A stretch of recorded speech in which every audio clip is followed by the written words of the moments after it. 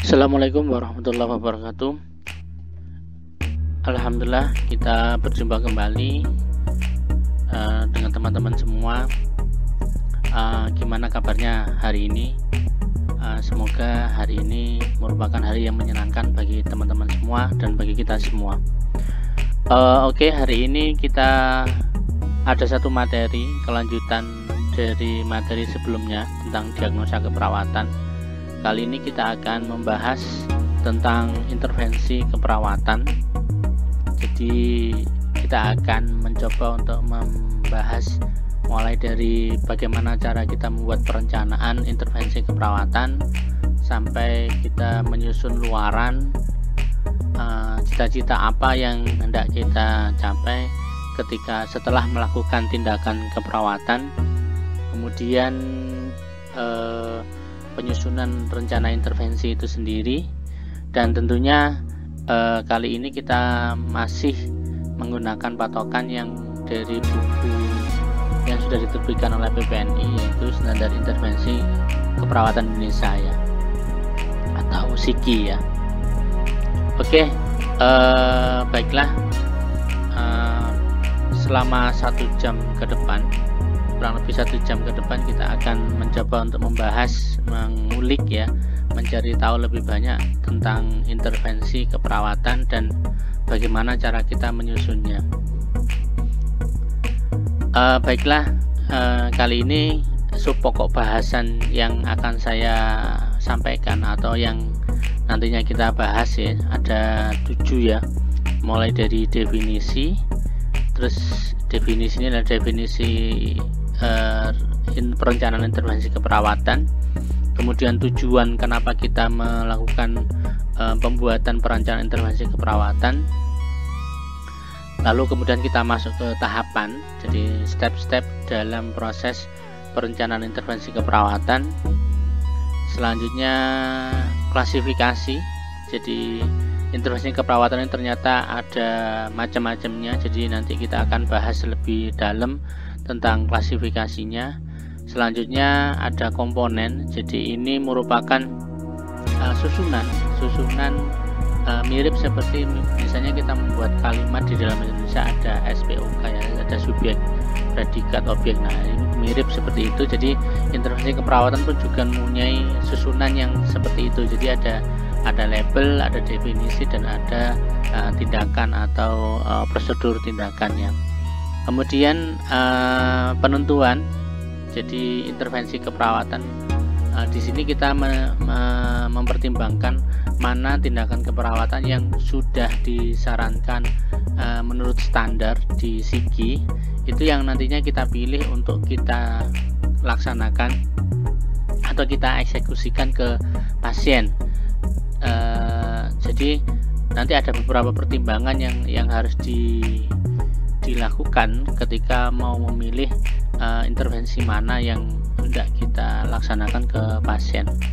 Dan terakhir nanti ada contoh format rencana intervensi keperawatan dengan satu diagnosa ya. Jadi ini salah satu upaya untuk membuat teman-teman semua menjadi paham atau lebih mudah memahami, oh ternyata intervensi keperawatan itu dibentuk ternyata seperti itu gitu. Jadi nanti ada contohnya. Saya berharap kali ini tema kita memberikan wawasan atau tambahan dari pengetahuan dari teman-teman semua, dan tentunya ini merupakan tema pokok dari seorang keperawatan, di mana tidak disebut sebagai seorang perawat ketika dia tidak bisa menyusun asuhan keperawatan dengan baik. Dan di asuhan keperawatan itu salah satunya ada intervensi keperawatan.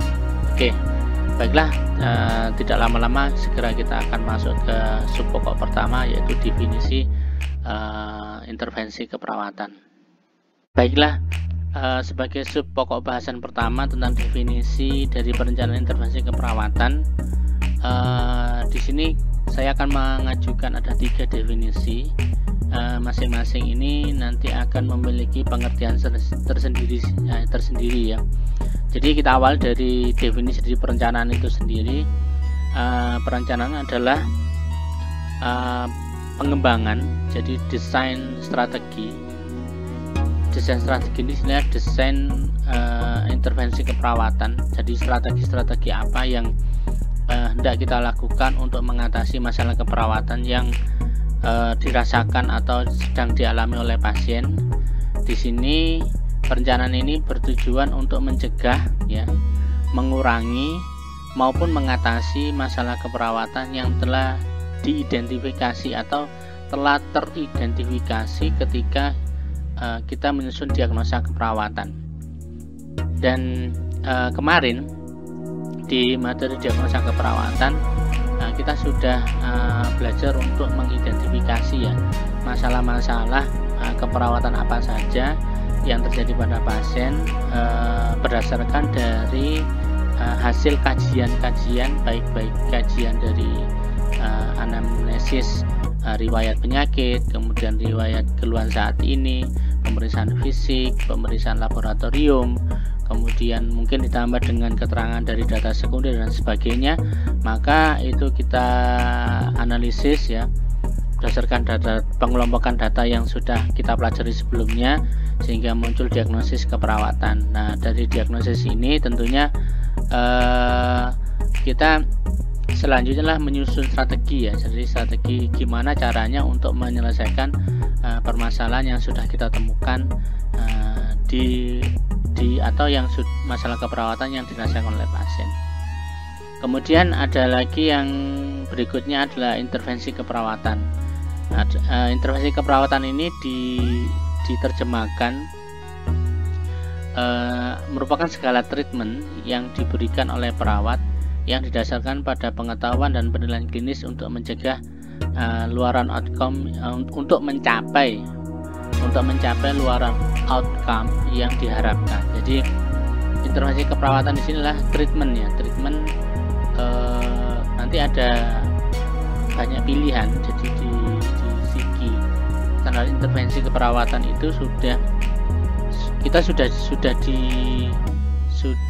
dimudahkan di masing-masing diagnosa keperawatan. Di sigi itu sudah ditunjukkan intervensi apa yang sekiranya memungkinkan untuk dilakukan ke pasien, dan itu intervensi itu bertujuan untuk menyelesaikan masalahnya. Namun di sini di intervensi ini tentunya kalau di sigi itu kan masih sifatnya umum, ya, masih umum. Terus kemudian itu untuk berlaku untuk semua kalangan pasien. Namun nanti akan didetailkan kembali di tindakan keperawatan. Jadi di tindakan keperawatan itu sendiri diartikan sebagai perilaku atau aktivitas spesifik, ya, yang dikerjakan oleh perawat untuk mengimplementasikan intervensi keperawatan. Jadi tentu nanti ada perbedaan. Makanya di tindakan keperawatan ini ada kata spesifik. Jadi kalau spesifik itu artinya kita sudah misalnya intervensi terhadap pemberian obat, berarti di tindakan keperawatan ketika kita sudah ngomong obat pasti kita ngomong merek dagangnya apa, kemudian jalur obat itu yang kita berikan itu IV, IM atau IC atau oral dan sebagainya, itu kita sebut semua. Kemudian dosisnya berapa, terus jam berapa diberikan, oleh siapa dan sebagainya, itu lebih detail atau lebih spesifik ketika kita menyebutkan di tindakan keperawatan. Nah, ini mungkin satu contoh yang bisa membantu teman-teman semua untuk lebih memahami perbedaan dari intervensi keperawatan dan tindakan keperawatan. Kalau intervensi keperawatan artinya ya seperti ini, kolaborasi. Misalnya contoh ini ya, kolaborasi pemberian analgesik. Jadi kita belum menyebut merek analgesiknya apa nantinya, terus caranya bagaimana memberikan ke pasien, terus jam berapa dan sebagainya, itu belum. Jadi di sini masih sifatnya general.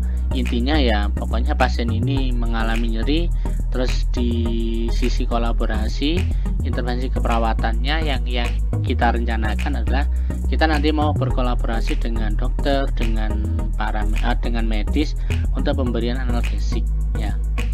Nah, pada sisi tindakan keperawatan. Nah, disinilah letak spesifiknya. Jadi kita menyebutnya lebih spesifik, lebih detail dari intervensi keperawatan yang sebelumnya sudah direncanakan.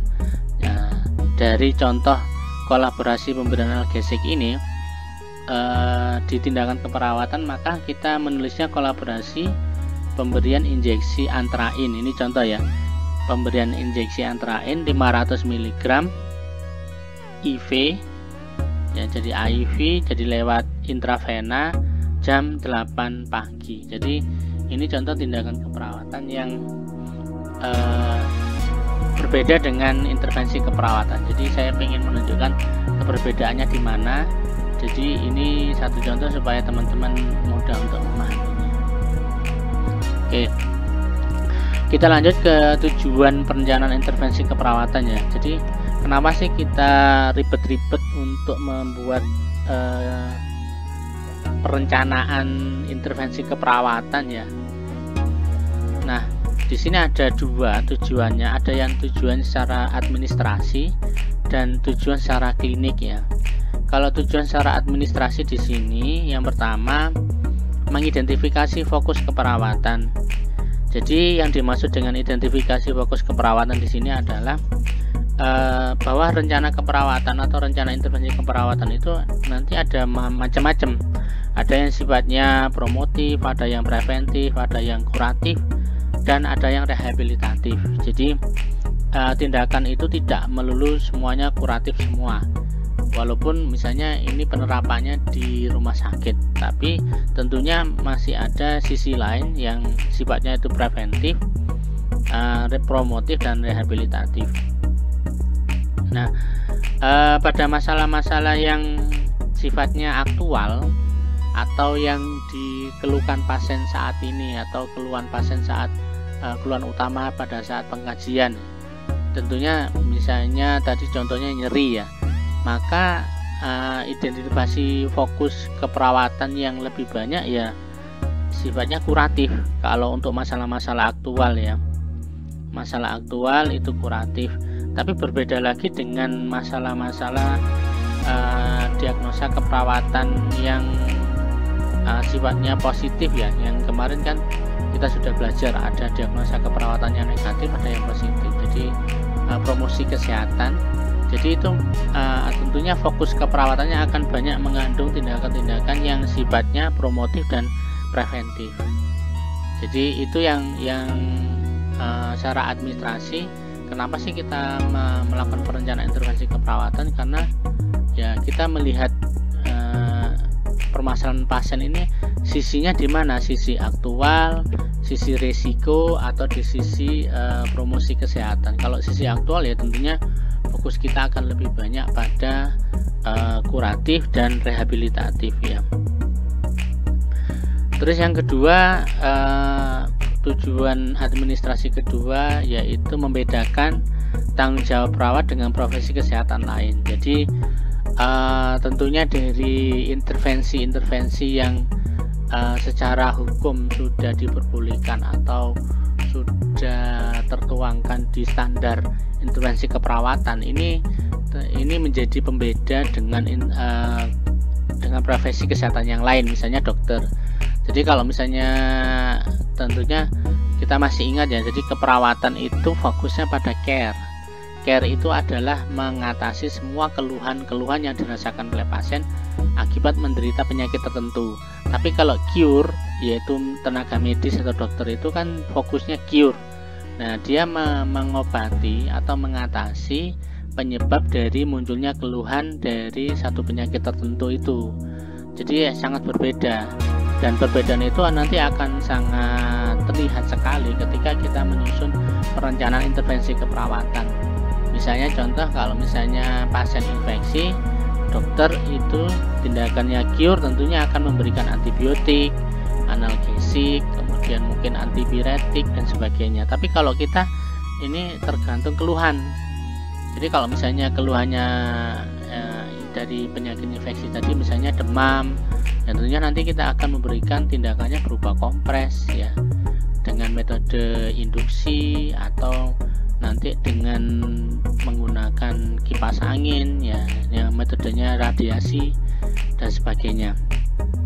Nah, tentu itu akan memberikan ciri khas pembeda antara perawat itu sendiri dengan profesi kesehatan lain yang melalui dari model perencanaan intervensi keperawatan. Oke, manfaat ketiga dari administrasi yaitu menyediakan kriteria guna mengevaluasi hasil keperawatan. Oke, tentunya kita ketika melakukan perencanaan itu manfaat lain yang bisa kita dapatkan yaitu mengevaluasi apakah tindakan keperawatan yang sudah kita pilih sebelumnya itu sudah tepat atau sudah cocok dengan masalah pasien yang dikeluhkan. Jadi kalau misalnya taruhlah contoh misalnya pasien mengalami nyeri. Nah, di tindakan keperawatan atau di intervensi keperawatan itu kita punya banyak modalitas untuk menyelesaikan permasalahan nyeri pasien. Ya, misalnya dari penggunaan alat TENS, kemudian hipnoterapi atau aromaterapi atau terapi musik ya. Kemudian relaksasi nafas dalam dan sebagainya, itu banyak modalitas yang bisa kita terapkan ke pasien. Tapi tentunya dari sekian banyak pilihan modalitas itu kan kita harus memilih ya. Nah, ketika kita sudah memilih dan ancang-ancang untuk melakukan, terus kemudian kita kerjakan betul ke pasien. Nah, kalau pada saat perencanaan itu kita mencatatnya, maka tentunya tindakan yang sudah kita pilih tadi nanti bisa dievaluasi di akhir tindakan. Misalnya tindakan ini ternyata worth it atau masih layak untuk dilakukan ke pasien, atau ternyata dari hasil evaluasi tidak layak karena ternyata pilihan kita tidak memberikan efek positif atau tidak mengurangi nyeri pasien. Nah, itu merupakan satu contoh alat evaluasi keberfungsian intervensi keperawatan yang direncanakan itu nantinya itu sebagai alat evaluasi. Jadi setiap pilihan tindakan keperawatan yang kita lakukan itu nanti akan dievaluasi di akhir dari pemberian asuhan keperawatan, yaitu layak dan tidaknya lanjut dipertahankan intervensi tersebut, atau justru nanti di akhir itu harus diganti. Jadi kalau misalnya ternyata hasilnya kurang maksimal atau kurang bagus ya, tidak memberikan tidak mencapai cita-cita atau luaran yang sudah kita tentukan, maka ya itu harus layaknya diganti dengan intervensi keperawatan yang lain. Itu bisa kita tulis di hasil evaluasi tindakan keperawatan gitu ya. Selanjutnya manfaat secara klinik yaitu pertama yaitu sebagai petunjuk dalam pelaksanaan tindakan keperawatan. Tentunya profesi keperawatan merupakan profesi yang penuh saintifik ya. Jadi tindakannya tidak boleh asal. Jadi sudah tindakan keperawatan yang dilakukan kepada pasien itu sudah melewati fase-fase pertimbangan, kemudian fase-fase penyesuaian antara tindakan yang dipilih dengan yang sumber daya yang ada di pasien ya. Jadi tentunya maka dari itu, karena itu harus ada fase pemilihan, ada fase perencanaan yang detail ya, maka perencanaan ini sekaligus sebagai petunjuk apa yang harus kita lakukan kepada pasien. Jadi tidak boleh dadaan ya, kayak tahu bulat gitu digoreng dadaan, jadi tidak boleh. Jadi kita harus ada perencanaan lebih dahulu, bahkan kalau perlu kita harus diskusi terlebih dahulu ketika intervensi apa yang harus kita kerjakan, terutama kalau misalnya kita menangani kasus yang kompleks ya. Jadi pasien-pasien dengan berbagai penyakit ngumpul itu nantinya perlu ada pertimbangan khusus, jadi layaklah perlu kita melaksanakan perencanaan dan intervensi keperawatan. Jadi intinya ketika kita menghadap ke pasien itu tidak boleh dadaan, tidak boleh itu namanya spontanitas ya. Jadi harus benar-benar ada perencanaan terlebih dahulu. Oke, kemudian yang kedua, perencanaan intervensi keperawatan ini berfungsi sebagai alat komunikasi. Nah, ini sudah jelas, jadi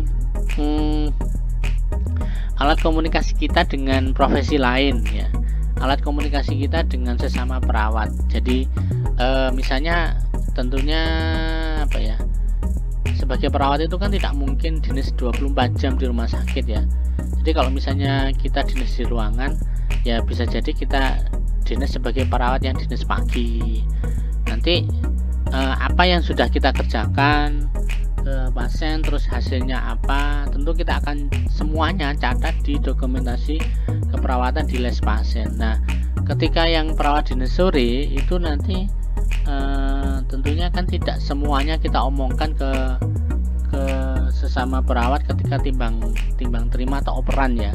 Tapi ada beberapa bagian mungkin yang informasi lebih detail bisa dibaca di tulisan kita yang sudah kita masukkan di les perawat, les pasien.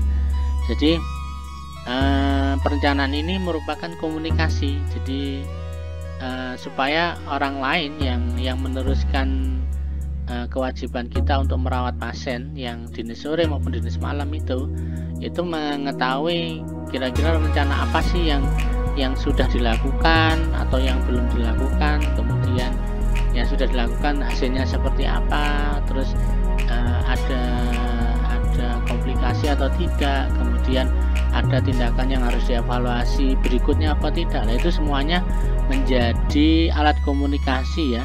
Ketika perencanaan intervensi keperawatan itu kita tulis dengan benar dan betul. Jadi itu merupakan sambungan, jadi alat komunikasi sambung antar perawat maupun dengan profesi lain. Bahkan bila mana teman-teman kalau pernah melihat kasus di rumah sakit yang melibatkan antara pasien dan perawat, nah perencanaan intervensi keperawatan ini bisa menjadi bukti hukum ya, bukti hukum secara hukum itu tentang perencanaan atau tindakan apa saja yang bisa kita lakukan. Itu menjadi alat bukti di proses pengadilan ketika mungkin ada sesuatu yang dianggap malpraktek oleh pasien ya, jadi terus dilaporkan. Itu bisa menjadi bukti dukung dari tindakan keperawatan yang sudah kita lakukan, apa sudah sesuai atau belum.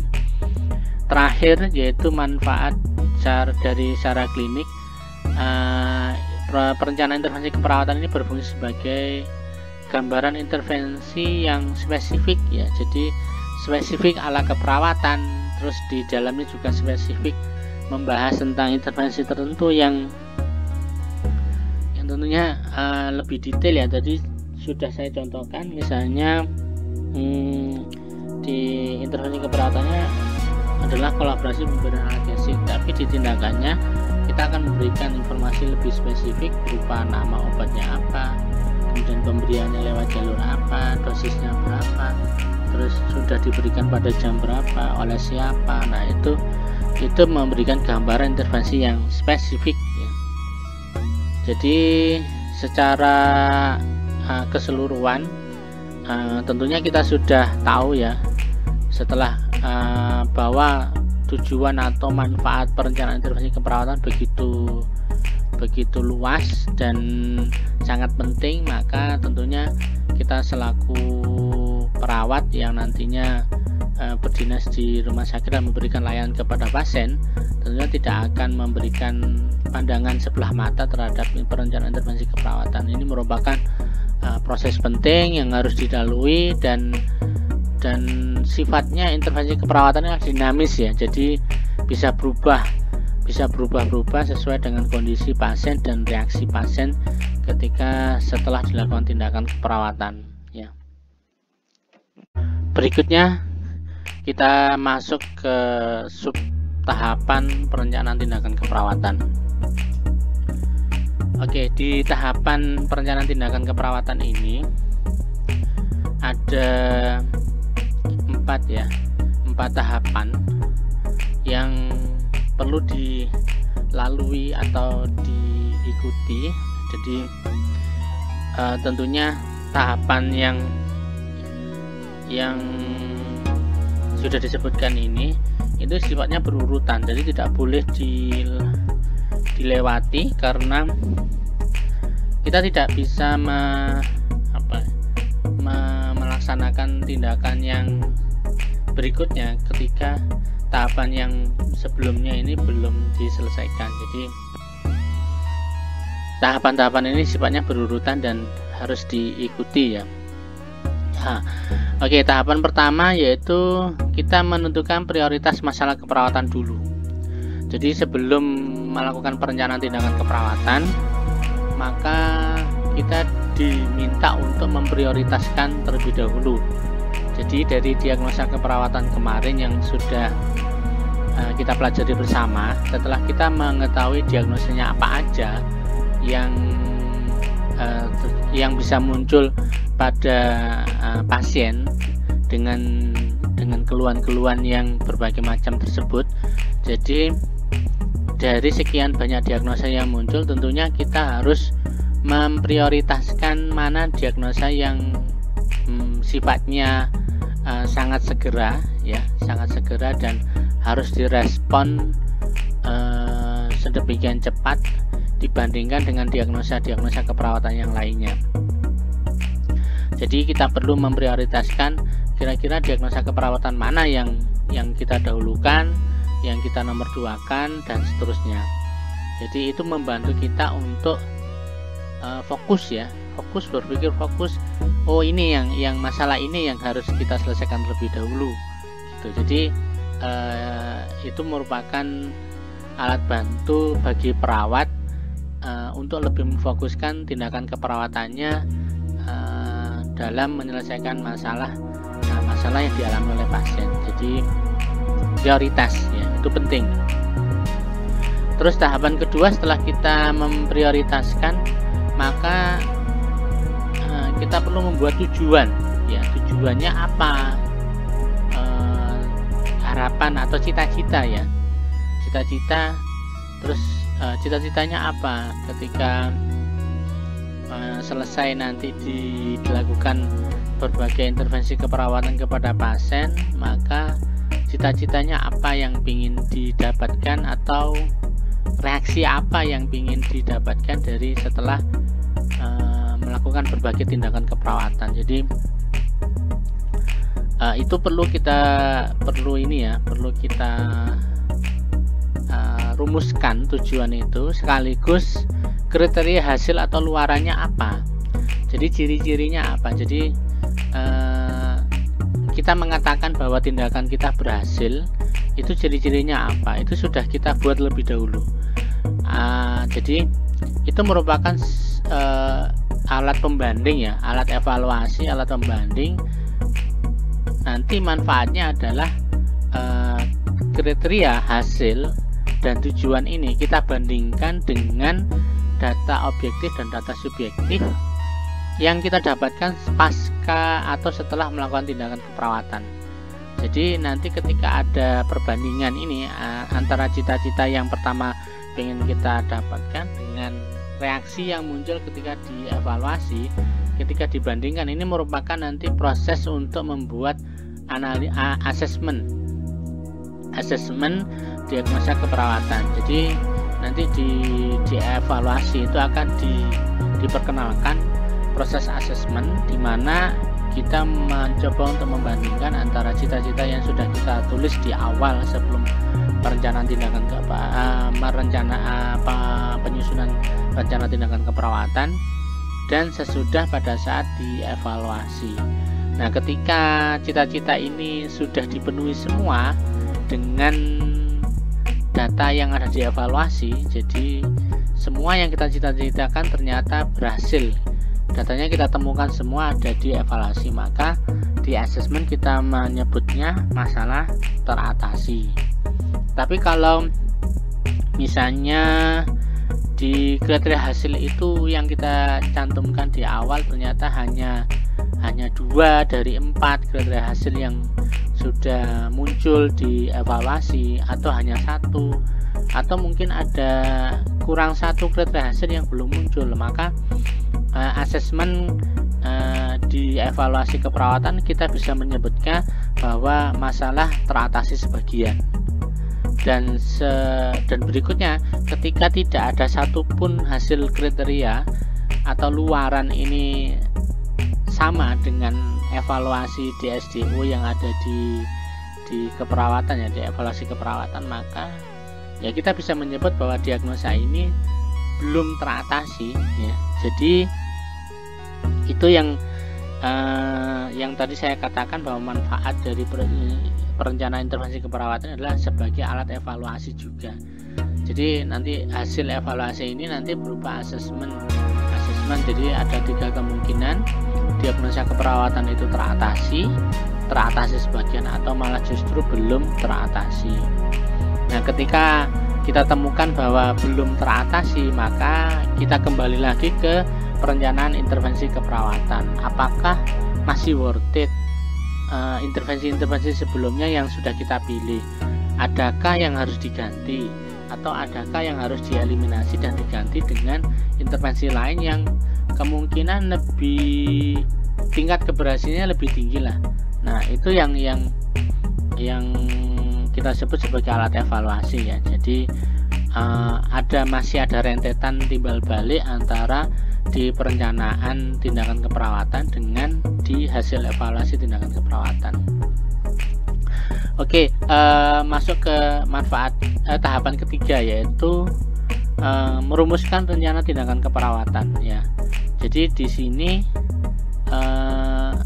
kita membuat desain spesifik, kira-kira apa yang bisa kita lakukan, tindakan apa aja yang perlu kita lakukan untuk menyelesaikan atau mencapai tujuan dan kriteria hasil yang sudah ditetapkan di tahap sebelumnya. Jadi di sini kita dipermudah dengan sudah adanya SIKI, ya. Jadi di SIKI itu sudah tertera sekian banyak intervensi pilihan. Jadi di SIKI itu tidak semuanya bisa kita contoh plek kita aplikasikan ke pasien yang diagnosanya sama, tapi di SIKI itu memberikan kesempatan kita untuk memilih, ya. Jadi memilih dari sekian banyak intervensi yang sudah dirumuskan di SIKI, mana aja yang worth it atau yang layak kita gunakan untuk mengatasi masalah pasien. Tentunya pilihan-pilihan itu nanti ada pertimbangan tersendiri, ya. Nanti tadi sudah saya sebutkan, nanti kita bahas di belakang. Jadi mana yang mau kita pilih itu nanti ada beberapa pertimbangan yang melatar belakangi pilihan kita. Jadi tidak semua yang tertulis di SIKI itu nanti kita ambil semua terus kita terapkan semua ke pasien. Tentunya ada beberapa yang mungkin secara faktual atau secara kenyataan, ya, di real time itu ada banyak mungkin tindakan di SIKI yang dituliskan di situ tidak bisa dilaksanakan ke pasien. Misalnya contoh mengidentifikasi nyeri, tapi kalau pasiennya ternyata tidak sadar, kan kita tidak bisa mengidentifikasinya secara verbal, juga tidak bisa, kemudian secara non verbal juga tidak bisa. Maka tentu tindakan itu ya sudah kita hilangkan atau tidak kita pilih, gitu, ya. Itu satu contoh, ya. Berikutnya kita masuk ke tahap terakhir, yaitu rasional. Nah, rasional di sini namanya rasional tentunya sama dengan alasan, ya. Alasan ilmiah yang mendasari rencana tindakan keperawatan itu kenapa kita pilih, gitu. Jadi ini merupakan tahapan terakhir. Jadi kita memberikan atau menyematkan alasan ilmiahnya apa ketika kita memilih itu. Jadi makanya di perencanaan ini sudah ada metode critical thinking, ya. Jadi tidak asal milih, tidak dadakan, ya. Jadi semuanya serba diperhitungkan, serba direncanakan dengan detail. Jadi dipilih itu bukan suatu karena suka tidak suka, tapi memang benar-benar ada alasan ilmiahnya, sehingga itu worth it untuk dilakukan ke pasien. Jadi jangan sampai milihnya kita itu asal milih ya, jadi nggak boleh. Sama aja kalau misalnya Anda mencari pasangan hidup itu kan tidak mungkin asal milih, tentunya ada proses pertimbangan yang mendalam, kemudian tanya sana tanya sini, mempertimbangkan dari penampilan atau mungkin pengalaman ketika kita bertemu. Nah itu semuanya milih pasangan hidup aja itu ada sekian banyak tahapan yang harus kita lakukan. Itu berlaku juga untuk perencanaan tindakan keperawatan kepada pasien. Tentunya tidak mungkin asal ya. Jadi kalau asal ya nanti kita malah bisa dikatakan masuk kategori dari malpraktek. Jadi tentunya kita tidak mau tindakan keperawatan kita dianggap sebagai malpraktek ya, nanti malah panjang urusannya, akan berurusan dengan hukum. Maka dari itu di sini ada tahapan rasional, itu adalah mendasari apa sih alasan ilmiah ketika tindakan keperawatan itu kita pilih dan kita tentukan sebagai intervensi keperawatan kepada pasien ya. Nah berikut ini kita ngomong dulu tentang kriteria hasil ya, luaran. Jadi di tahapan 2 itu kan ada, kita harus menuliskan tujuan dan luaran. Nah di sini luaran itu bisa dianggap sebagai suatu cita-cita ya, dan secara teoritis luaran itu di standar diagnosa keperawatan Indonesia atau standar luaran ya, standar luaran intervensi keperawatan di Indonesia itu ada 2, ada yang sifatnya positif, ada yang negatif. Nah untuk yang sifatnya luaran negatif ini bentuknya adalah menurunkan masalah atau keluhan pasien, sedangkan luaran yang sifatnya positif itu adalah meningkatkan atau memperbaiki keluhan pasien. Nah ini di tabel ini sudah diberikan contoh. Ini misalnya luaran positif ya, misalnya contohnya di contoh luarannya adalah bersihan jalan nafas, kemudian keseimbangan cairan. Nah itu contoh positif ya, integritas kulit dan jaringan, citra tubuh. Nah itu contoh luaran yang positif. Kalau yang luaran negatif yang menurunkan ya, tingkat nyeri itu harus menurun, tingkat keletihan, tingkat ansietas, tingkat berduka, respon alergi lokal. Nah itu juga masuk dalam kategori luaran yang negatif ya. Jadi kalau yang sifatnya masalahnya negatif maka kita turunkan atau kita perkecil ya. Tapi kalau luarannya itu sifatnya positif maka kita berupaya untuk memperbesarnya atau menaikkan dari luaran tersebut ya. Nah ini contoh beberapa luaran ya. Namun sebelumnya bahwa luaran keperawatan itu ternyata memiliki 3 komponen. Dalam penulisannya ya ada 3 komponen yang harus kita sematkan ketika kita menulis luaran. Yang pertama itu ada label, terus ada ekspektasi, dan terakhir itu kriteria hasil atau ciri-cirinya apa. Nah ini contoh saya cantumkan yaitu sebagai contoh tujuan dan luaran. Setelah dilakukan intervensi selama 3 jam maka yang pertama bersihan jalan nafas, ini masuk label. Ekspektasinya ini kata-kata meningkat yang saya kasih warna biru ini ya. Terus kemudian kriteria hasilnya itu kita tulis seperti ini kriteria hasil. Jadi ada ketika masalahnya bersihan jalan nafas meningkat dengan kriteria hasil, batuk efektif, produk sebutum meningkat, mengi atau wheezing menurun, frekuensi nafas 12-20 kali per menit. Nah itu kriteria hasil luaran untuk tujuan bersihan jalan nafas ya. Jadi ini satu contoh ya, jadi penulisan luaran yang memenuhi persyaratan 3 komponen yaitu label, ada ekspektasi dan kriteria hasil. Nah nanti teman-teman silahkan belajar untuk membuat luaran sendiri untuk masing-masing diagnosis. Misalnya, oh diagnosis nyeri itu luarannya bagaimana, terus kemudian diagnosis bersihan jalan nafas atau pemenuhan kebutuhan nutrisi atau hipertermi. Nah itu silakan nanti di latihan sendiri untuk membuat luaran yang cocok untuk pasien dengan keluhan tersebut.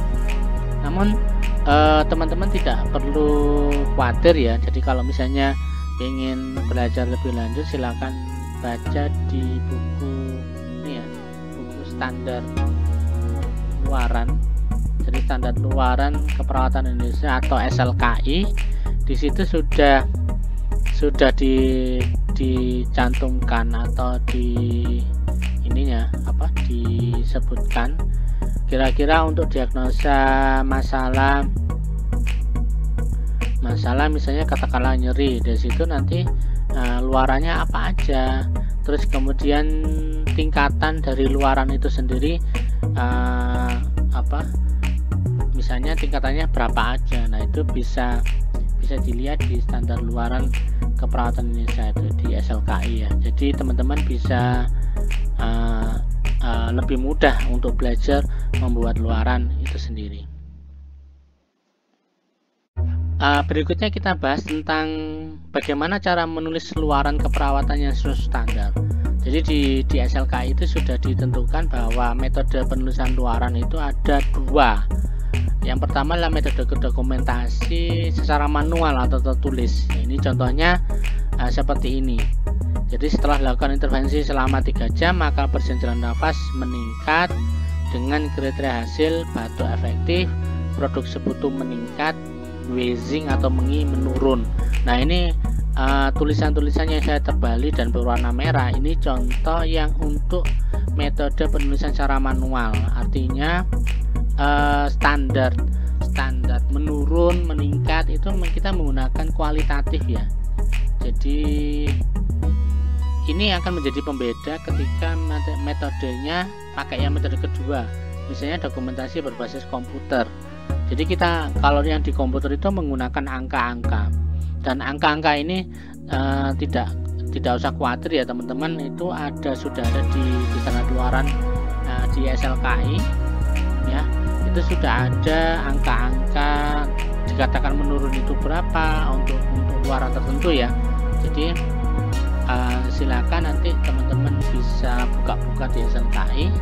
Di situ sudah ada kriteria kualitatif dan kriteria kuantitatifnya. Jadi yang perlu diingat kita adalah kalau misalnya kita mendokumentasikan dari asuhan keperawatan ini secara digital atau berbasis komputer, maka luaran yang dipakai itu tentunya bersifat kuantitatif ya. Kuantitatif. Namun kalau misalnya yang sifatnya manual atau ditulis tangan, maka sifatnya kualitatif yang kita gunakan. Jadi ada menurun, meningkat, kemudian membaik ya, memahami. Nah itu satu contoh untuk luaran-luaran yang sifatnya dokumentasinya manual. Oke ya. Nanti silakan teman-teman nanti belajar untuk mencoba membuat atau menuliskan luaran dengan metode yang dua metode, yang baik manual maupun secara komputer. Berikutnya kita akan membahas tentang klasifikasi intervensi keperawatannya. Jadi intervensi keperawatan di sini nanti terklasifikasi menjadi 5 kategori dengan 14 subkategori ya.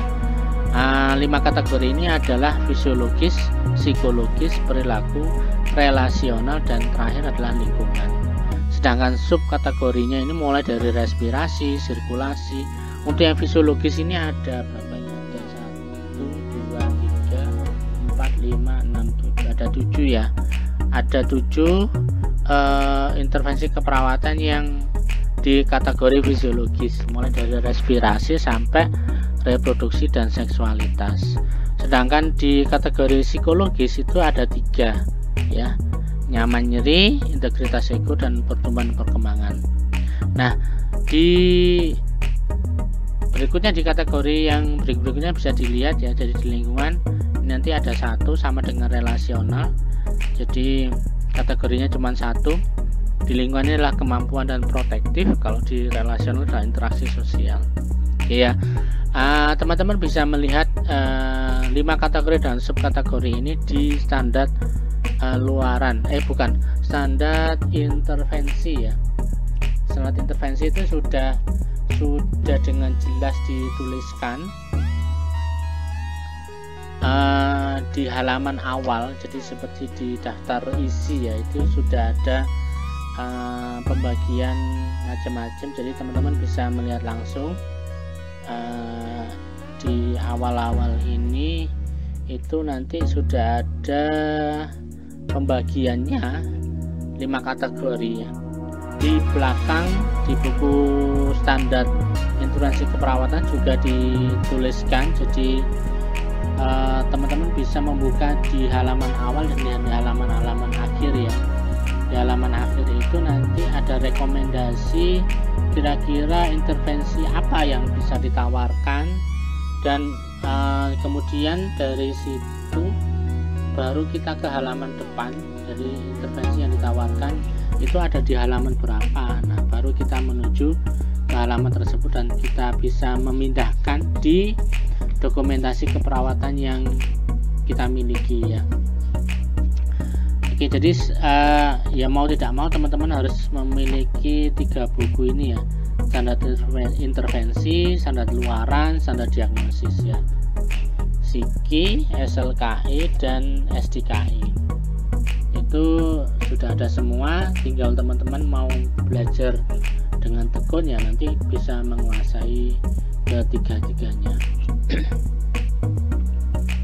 Kemudian ini komponen intervensi keperawatan, jadi mirip seperti luaran. Jadi intervensi keperawatan tersendiri itu memiliki komponen juga.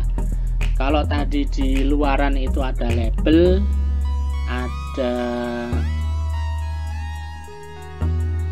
ada ekspektasi, ada kriteria hasil ya, ada 3 ya, label, ekspektasi, kriteria hasil. Nah, kalau di intervensi keperawatan itu label, definisi, dan tindakan ya. Oke, ini contoh penulisan intervensi keperawatan yang berdasarkan standar intervensi di Indonesia. Misalnya saya ambil satu contoh, yaitu manajemen nyeri. Ini label. Makna manajemen nyeri, ketulisan manajemen nyeri ini masuk kategori label. Kemudian definisi untuk manajemen nyeri ini didefinisikan di standar intervensi, itu disebutkan bahwa manajemen nyeri adalah mengidentifikasi dan mengelola pengalaman sensorik atau emosional yang berkaitan dengan kerusakan jaringan atau fungsional dengan onset mendadak atau lambat dan berintensitas ringan hingga berat dan konstan. Jadi ini definisi ya. Terus berikutnya lah, ini contoh tindakan. Nah, di tindakan keperawatan yang sudah dituliskan di standar intervensi di SIKI itu kita punya ini ya, 4 kategori di tindakan keperawatan, yaitu ada tindakan yang sifatnya observasi, ada tindakan yang sifatnya terapeutik, kemudian edukasi, dan kolaborasi. Jadi teman-teman mulai membiasakan diri dalam penulisan tindakan keperawatan atau intervensi keperawatan apa yang dipilih itu tetap mencantumkan ini masuk kategori mana, kategori observasi, terapeutik, edukasi, atau kolaborasi. Jadi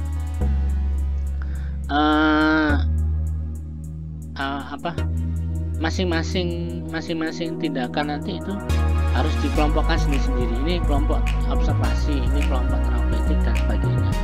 Dan apakah semua 4 kategori ini harus ada? Ya belum tentu. Bisa jadi ada masalah keperawatan yang tidak membutuhkan kolaborasi ya. Jadi cukup itu terselesaikan oleh intervensi keperawatan. Jadi kategori kolaborasinya tidak ada. Tapi banyak juga yang masalah-masalah diagnosa keperawatan yang dikeluhkan oleh pasien, ternyata tindakannya membutuhkan dari 4 kategori ini. Jadi mulai observasi hingga kolaborasi lengkap semua ya. Apalagi kalau misalnya pasiennya jatuh dalam kondisi ketidaksadaran, nah tentunya masalah aktualnya cukup banyak. Jadi tindakan keperawatan pasti akan ada 4 kategori ini, mulai dari observasi hingga kolaborasi. Nah, teman-teman jangan jangan khawatir, di standar intervensi keperawatan Indonesia ini sudah dituliskan secara gamblang detail. Jadi teman-teman tinggal milih aja di buku tersebut kira-kira untuk yang di kategori observasi tindakan mana aja yang bisa saya lakukan untuk menyelesaikan masalah keperawatan pasien. Terus di kategori terapeutik, itu nanti silakan dipilih mana yang pilihan-pilihan tindakan yang bisa saya kerjakan. Jadi yang perlu diingat di sini adalah semua yang tertulis di standar intervensi ini tidak semuanya harus dipilih, namun atau tidak semuanya harus dikerjakan. Kita nanti ada pertimbangan tersendiri. Bila mana menurut pertimbangan kita intervensi tersebut ternyata menyulitkan ketika dikerjakan, maka tentunya kita tidak akan memilih intervensi tersebut. Jadi ketika kita milih, pertimbangannya adalah bisa ndak atau keterlaksanaannya ke pasien, memungkinkan atau tidak. Tidak. Jadi intinya teman-teman silakan dipilih mana yang sesuai, mana yang tidak sesuai ya. Jadi kita tidak berikan, tidak cantumkan di daftar intervensi keperawatan yang akan kita lakukan. Nah, jadi silakan pertimbangan. Jadi critical thinking teman-teman silakan diasah dengan cara jadi memilih ya. Memilih tadi. Jadi mana yang tepat, mana yang kurang tepat, nah itu silakan nanti dipelajari sendiri, diasah sendiri, melakukan latihan ya, latihan secara rutin. Nanti tentunya teman-teman akan punya sense atau istilahnya pertimbangan yang terlatih untuk ini ya, cukup cepat untuk memilih mana tindakan yang bisa dikerjakan, mana yang tidak. Nah, ini tahap terakhir ya. Jadi penentuan intervensi keperawatan, ada beberapa faktor yang ketika kita memilih intervensi keperawatan yang sudah dituliskan di standar intervensi itu, ini layak kita gunakan atau tidak, tentunya ada banyak pertimbangan ya. Di situ yang pertimbangan pertama yaitu karakteristik diagnosa keperawatan. Jadi harapannya intervensi-intervensi yang sudah tertulis di standar intervensi keperawatan Indonesia itu kita pilih mana-mana yang berpotensi untuk mengatasi etiologi dan tanda gejala diagnosa keperawatan.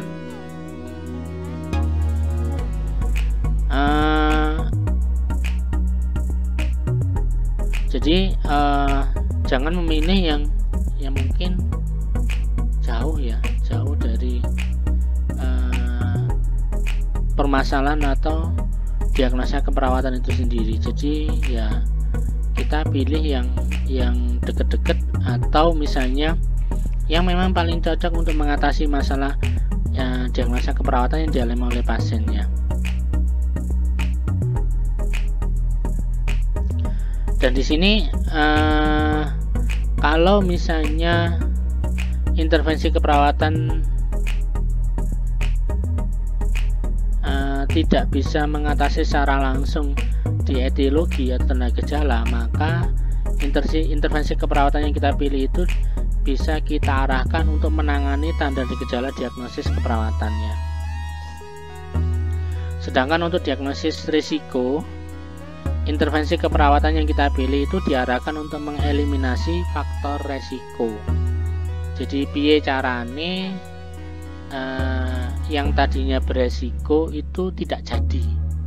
Jadi apa yang bisa kita lakukan, tindakan apa yang bisa kita lakukan untuk menggagalkan resiko diagnosa keperawatan itu muncul. Jadi itu kalau diagnosa resiko ya. Tapi kalau diagnosa aktual itu intervensi apa yang kita pilih nanti untuk mengurangi etiologi. Tapi kalau misalnya etiologinya tidak bisa dikurangi secara langsung, paling tidak kita bisa mengurangi tanda dan gejala diagnosis keperawatan. Terus kemudian intervensi keperawatan dipilih itu harus menyesuaikan dengan outcome atau luaran keperawatan yang diharapkan. Jadi ya jangan memilih tindakan-tindakan yang tidak mendukung luaran dari yang sudah kita tentukan sebelumnya. Jadi pilihlah tindakan keperawatan yang menunjang luaran dari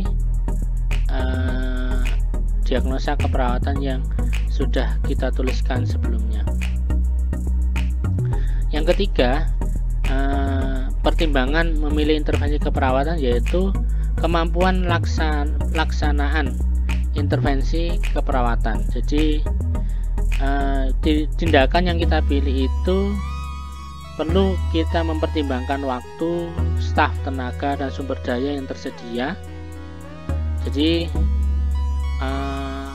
kita nggak boleh mulu-mulu ya merencanakan sesuatu yang ternyata sumber dayanya tidak ada, merencanakan sesuatu yang ternyata waktunya tidak cukup untuk dilaksanakan, merencanakan sesuatu yang ternyata membutuhkan tenaga yang banyak.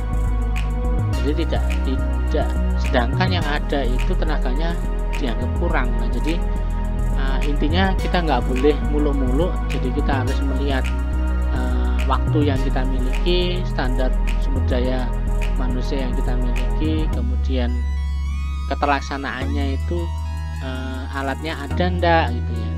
Jadi jangan menulis tindakan keperawatan yang ternyata alatnya ndak ada. Jadi akhirnya capek-capek nulis nggak digunakan ya. Nah, yang pertimbangan keempat yaitu kemampuan perawat ya. Jadi di sini ya diharapkan perawat mengetahui rasionalisasi ilmiah terkait intervensi keperawatan yang akan dilakukan dan memiliki keterampilan psikomotorik yang diperlukan untuk mengimplementasikan intervensi keperawatan tersebut.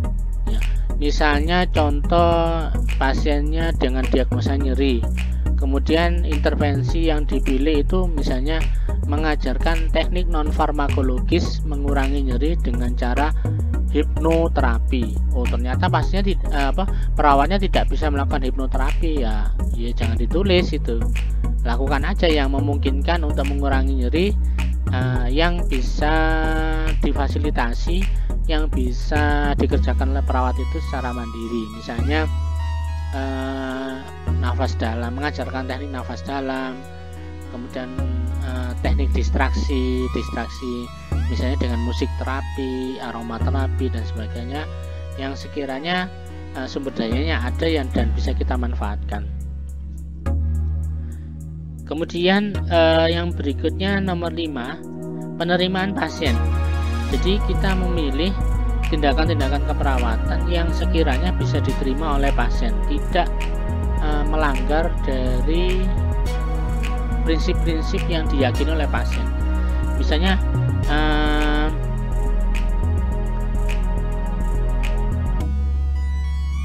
kita memberikan intervensi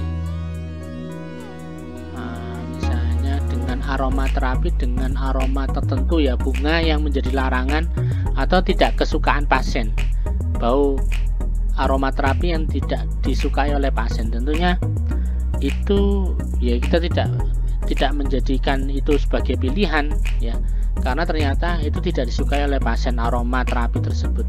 Tentunya kita akan tetap memberikan aromaterapi dengan bau-bau yang bisa diterima oleh pasien, atau mungkin pasien itu suka dengan bau tersebut. Jadi tentunya kita harus tanyakan terlebih dahulu aromaterapinya mau apa tidak, terus dengan bau aromaterapi seperti ini, nah kita tawarkan ya.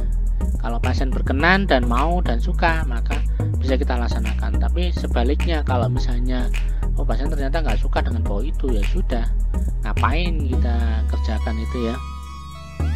Oke, terus kemudian yang terakhir, pertimbangan terakhir adalah hasil penelitian ya. Jadi kita tahu kalau di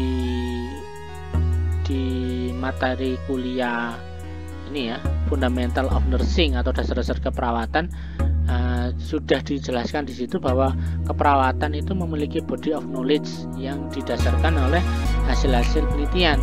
Jadi batang tubuh keilmuan keperawatan itu bukan sekonyong-konyong dari langit itu turun, enggak ya, tapi itu dirangkum, ditulis, dirangkum dari hasil-hasil penelitian yang sudah dikerjakan oleh para peneliti, dan itu akhirnya direkomendasikan dan menjadi teori gitu loh.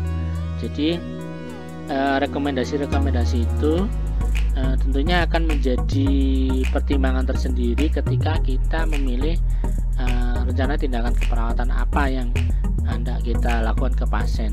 Misalnya contoh, zaman dulu itu kalau orang demam panas itu diberikan kompresnya menggunakan kompres dingin ya. Kita tahu ada kompres dingin di awal-awal itu, dan ternyata bergeser ke era-era sekarang itu ternyata yang lebih bagus malah justru kompres hangat. Jadi kalau kompres dingin itu dulu kan dasar fisikanya itu adalah konduksi ya, konduksi. Nah ini kalau kompres hangat dasar fisikanya ternyata menggunakan radiasi. Diharapkan pasien kelebihan suhu itu keluar dari tubuh pasien itu dengan radiasi, dan ternyata hasil penelitian menunjukkan pengeluaran panas dengan metode radiasi itu jauh lebih cepat dibanding pengeluaran panas dengan menggunakan metode induksi ya. Jadi itu contoh hasil penelitian yang menjadi pertimbangan kita dalam penentuan rencana intervensi keperawatan. Tentunya masih banyak yang lainnya, silakan nanti teman-teman cari sendiri di beberapa buku ya. Nanti saya pasti itu kalau misalnya teman-teman banyak membaca nanti akan tahu alasan ilmiah ketika intervensi tersebut ditawarkan. Oke, sebagai penutup dari diskusi kita hari ini contoh format perencanaan tindakan ya. Di format ini ada kolomnya 6 ya, 6 kolom, dimana kolom pertama itu kita boleh menulis tanggal, jam ya, terus diagnosa keperawatan yang mana yang mau kita selesaikan. Tentunya ini tadi sudah saya sampaikan bahwa diagnosa keperawatan harus melewati prioritas ya. Tentu yang kita tulis dahulu adalah prioritas pertama, diagnosa keperawatan mana yang perlu kita kerjakan. Terus kemudian ada kolom tujuan dan kriteria hasil. Ini yang tadi yang kita sudah bahas, yaitu di tujuan itu nanti teman-teman bisa menuliskan akhir atau reaksi terakhir apa yang teman-teman inginkan, dan kriteria hasilnya apa yang menjadi tolak ukur ketika tujuan itu dianggap sudah tercapai. Itu perlu teman-teman tuliskan di situ. Terus kemudian kolom berikutnya adalah rencana tindakan. Di sini ada 4 kategori ya. Ada observasi, terapeutik, edukasi, dan kolaborasi. Berikutnya ada rasional, dan terakhir adalah paraf. Nah, bagi teman-teman pemula yang masih pelajar ya, jadi masih proses belajar, penulisan rasional ini masih diperlukan ya. Tapi kalau teman-teman sudah menjadi perawat yang senior ya, sudah advance, sudah mendalami di satu ruangan tertentu, dan sudah mendarah daging ya rencana tindakan keperawatan itu, maka kolom rasional ini boleh dihilangkan. Jadi bisa langsung ke rencana tindakan, dan terakhir paraf ya.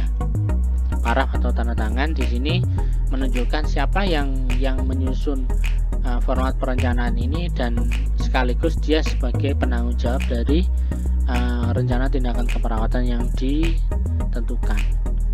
Nah, ini contoh saya ambil contoh diagnosa keperawatan ada nyeri akut berhubungan dengan agen pencedera fisik atau prosedur operasi, terus dibuktikan dengan pasien mengeluh nyeri pada jahitan luka operasi di perut, wajah tampak meringis, adanya luka operasi pada abdomen kuadran kanan bawah. Kemudian tujuannya adalah setelah dilakukan intervensi selama 3 jam maka nyeri menurun. Tujuannya nyeri menurun ya, bukan hilang loh ya, menurun. Dengan kriteria hasil yaitu pasien menyatakan nyerinya menurun, kontrol nyeri meningkat, kemampuan menggunakan teknik non farmakologis meningkat. Nah, seperti yang sudah dijelaskan tadi ya, karena ini sifatnya manual, maka kategori kriteria hasilnya kita tuliskan dengan kualitatif ya. Kualitatif, jadi meningkat, menurun itu kualitatif. Tapi kalau misalnya ini kita dokumentasikan di komputer, maka nyerinya bisa kita kata-kata menurun, meningkat ini bisa kita ganti dengan label angka ya. Angka-angka tentunya angka-angka tadi itu sesuai dengan standar luaran di perawatan Indonesia. Oke, berikutnya rencana tindakan. Di sini saya mencoba untuk menuliskan semua ya. Jadi di label observasi ada 9. Jadi identifikasi, mulai dari identifikasi lokasi karakteristik, durasi, frekuensi, kualitas, intensitas nyeri, sampai monitoring efek samping penggunaan analgesik. Nah ini contoh yang tindakan keperawatan yang masuk di observasi. Di terapeutik ini ada berikan teknik non farmakologi sampai mempertimbangkan jenis sumber daya nyeri ya dalam pemilihan strategi perdaan nyeri. Nah ini sebenarnya ada di materi, jadi lengkap, ada observasi, terapeutik, kemudian edukasi dan kolaborasi. Namun yang di slide ini cuma saya potong yang observasi dan terapeutiknya. Nah demikian ini contoh perencanaan ya, perencanaan tindakan keperawatan. Jadi teman-teman nanti bisa berlatih menggunakan ini ya mungkin sebagai tugas saja. Jadi tugas kuis hari ini teman-teman silakan berlatih menyusun perencanaan tindakan keperawatan menggunakan kuis diagnosa keperawatan yang kemarin. Nah tadi sudah saya kirimkan jawaban kuis ya. Jadi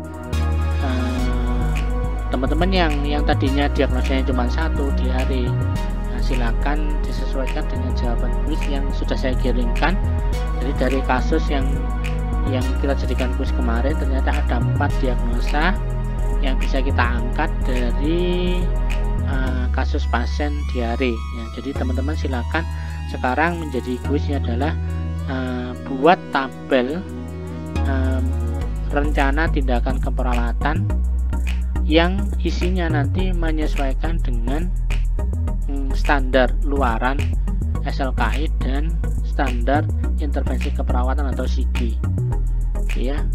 Jadi itu sebagai latihan buat teman-teman dan sekaligus sebagai tolak ukur saya apakah materi yang saya sampaikan ini sudah dipahami atau teman-teman sudah mengerti betul. Materi yang disampaikan ini sudah dapat diterima ya oleh teman-teman, salah satunya dengan mengevaluasi dari kuis ini. Baik, saya cukupkan sekian pembahasan kita hari ini.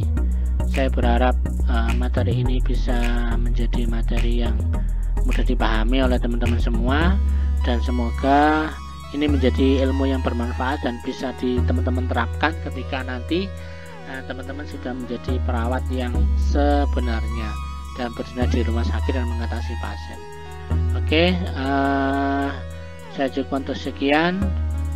Mohon maaf bila ada salah kata, salah penjelasan ya itu mohon dimaklumi karena ya, kita sama-sama manusia. Jadi silakan dikoreksi, mungkin teman-teman bisa menyampaikan kritik dan saran langsung kepada saya. Dan saya akhiri, terima kasih. Wassalamualaikum warahmatullahi wabarakatuh.